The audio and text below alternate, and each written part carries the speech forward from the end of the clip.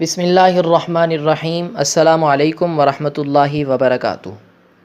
آج کی ہماری اس ویڈیو کا موضوع، ہماری اس ویڈیو کا عنوان ہے کہ قربانی کن لوگوں پر واجب ہے اور کن کن صورتوں میں قربانی کرنا واجب ہے۔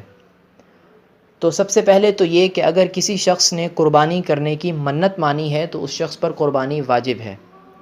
مثال کے طور پر ایک آدمی یوں کہتا ہے کہ اگر مجھے بیٹا پیدا ہوا تو میں قربانی کروں گا، تو یہ گویا اس نے منت مانی ہے، اب اس شخص پر قربانی واجب ہے اگر اس کا بیٹا پیدا ہوتا ہے۔ اسی طرح کسی شخص نے مرنے سے پہلے قربانی کی وصیت کی اور اتنا مال چھوڑا کہ اگر اس مال کے 3 حصے کیے جائیں اور اس کے تیسرے حصے میں سے قربانی ہو سکتی ہے اور اس شخص نے قربانی کی وصیت بھی کی ہے، تو جو اس کے ورثاء ہیں ان پر اس کے تہائی مال میں سے قربانی کرنا واجب ہو جاتا ہے۔ اسی طرح جس شخص پر صدقہ فطر واجب ہے اس پر قربانی کے دنوں میں قربانی کرنا بھی واجب ہے۔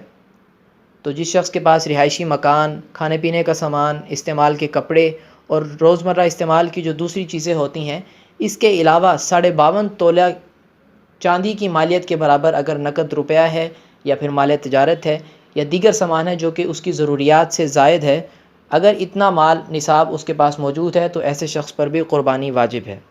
مثال کے طور پر ایک شخص کے پاس 2 مکان ہیں، ایک مکان اس کی رہائش کا ہے اور دوسرا مکان خالی ہے، تو اس پر قربانی واجب ہے۔ شرط یہ ہے کہ وہ جو خالی مکان ہے اس کی قیمت نصاب کے برابر پہنچتی ہو، یعنی 52.5 تولہ چاندی کی قیمت کے برابر پہنچتی ہو۔ اسی طرح ایک مکان میں وہ خود رہتا ہے اور دوسرے مکان کو کرائے پر دیا ہے، تو اس پر بھی قربانی واجب ہے۔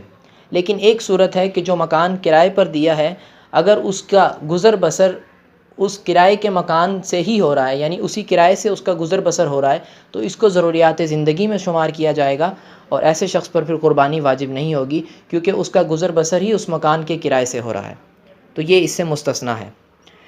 اور اس کے علاوہ اگر کسی کے پاس 2 گاڑیاں ہیں، ایک عام استعمال کی ہے اور ایک زائد استعمال کی ہے، یعنی زائد ہے استعمال کی نہیں ہے، تو ایسے شخص پر بھی قربانی واجب ہے۔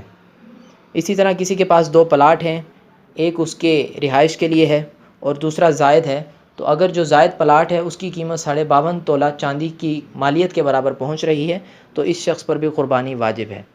اسی طرح عورت کا جو مہر معجل ہے اس کی بھی مالیت اگر اتنی ہو تو اس پر بھی قربانی واجب ہے، یا صرف والدین کی طرف سے دیا گیا زیور ہے، استعمال سے زائد کپڑے ہیں جو نصاب کی مالیت کو پہنچ رہے ہیں، تو اس عورت پر بھی قربانی کرنا واجب ہے۔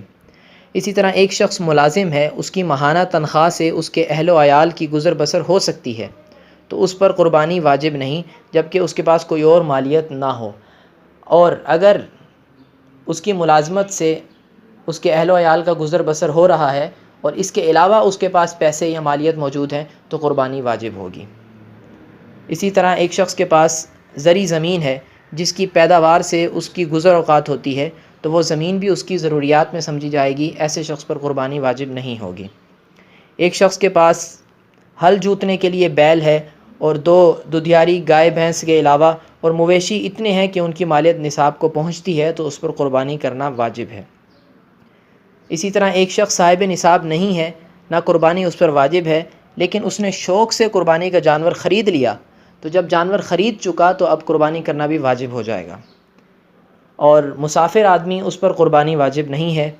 صحیح قول کے مطابق بچے اور مجنون پر بھی قربانی واجب نہیں ہے، خواہ وہ مالدار ہوں۔ جو شخص پاگل ہے، مجنون ہے، اس کے پاس خواہ جتنا بھی مال ہو اس پر قربانی واجب نہیں ہے۔ اسی طرح بچہ ہے، خواہ جتنا بھی مالدار ہے بچہ، لیکن اس پر قربانی واجب نہیں ہے، کیونکہ بچہ اور مجنون یہ مکلف نہیں ہیں۔ تو آج کی اس ویڈیو کے اندر ہم نے سمجھا کہ کن کن لوگوں پر قربانی واجب ہے۔ امید کرتا ہوں آپ تمام حضرات کو سمجھ آ گئی ہوگی۔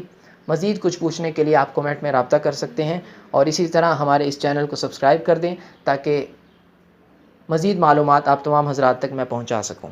جزاکم اللہ احسن الجزا۔